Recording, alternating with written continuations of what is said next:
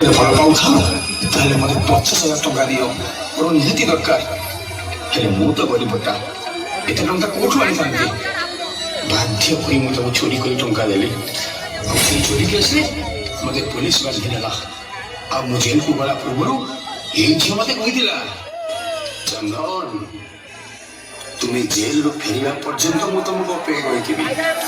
ଏ ବର୍ଷ ତୁମର, ମୁଁ ତୁମ ଛଡ଼ା ଆଉ କାହାର ହେବିନି। ହେଲେ ଏଠି ଦେଖିଲା ବେଳକୁ ତୁମେ ଏଠି କାହିଁକି ଆସିଛ? ତୁମେ କ'ଣ ଜାଣିନ ଆଜି ମୋର ବାହାଘର ବୋଲି? ବାହା ବର୍ଷା ବା, ଆରେ ତୁମେ ଜଲ୍ଦି ଆମ ସମ୍ପର୍କକୁ ଭୁଲିଗଲ। ତୁମେ କ'ଣ ଜାଣିନ ମୁଁ ତୁମ ପାଇଁ ଜେଲ ଯାଇଥିଲି? ଦେଖ, ମୁଁ ପୁରୁଣା କଥା କିଛି ଶୁଣିବାକୁ ଚାହୁଁ। ତା ଛଡ଼ା ଏବେ ମୋର ତମ ସହିତ କିଛି ସମ୍ପର୍କ ନାହିଁ। ଶୁଣ ଚନ୍ଦନ, ମୋର ଧନୀ ଘର ପିଲା ଦରକାର। ତୁମ ପରି ଗରିବ ପିଲାକୁ ମୁଁ ଭୁଲିଗଲି। ତା ଛଡ଼ା ତୁମ ପରି ଗରିବ ଟଙ୍କା ମାନଙ୍କର ପ୍ରେମ କରିବାର ଅବକାଶ ନାହିଁ। କିଛି ଗରିବ ଭିକାରୀ କରୁଛ। ଆସ ସାଗର, ଆମର ବାହାଘର ସମୟ ଚାଲିଛି।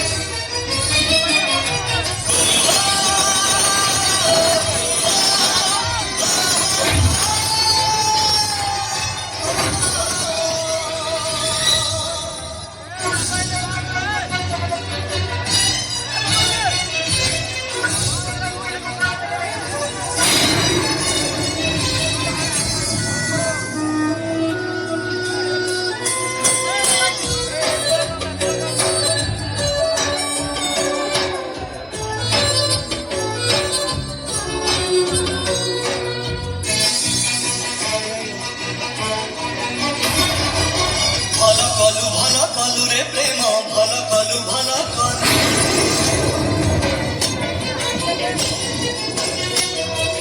ଭଲ କଲୁ ରେ ପ୍ରେମ, ଆଜି ତୋର ଦେଖେଇ ଦେଲୁ।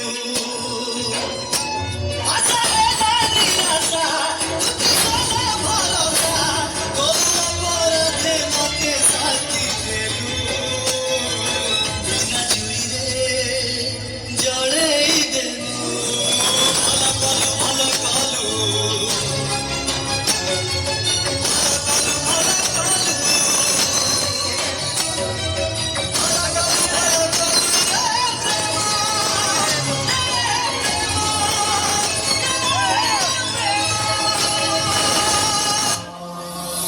ବାରେ ଦୁନିଆ ବା, ଧନ୍ୟ ତୋର ଲୀଳା ଖେଳ।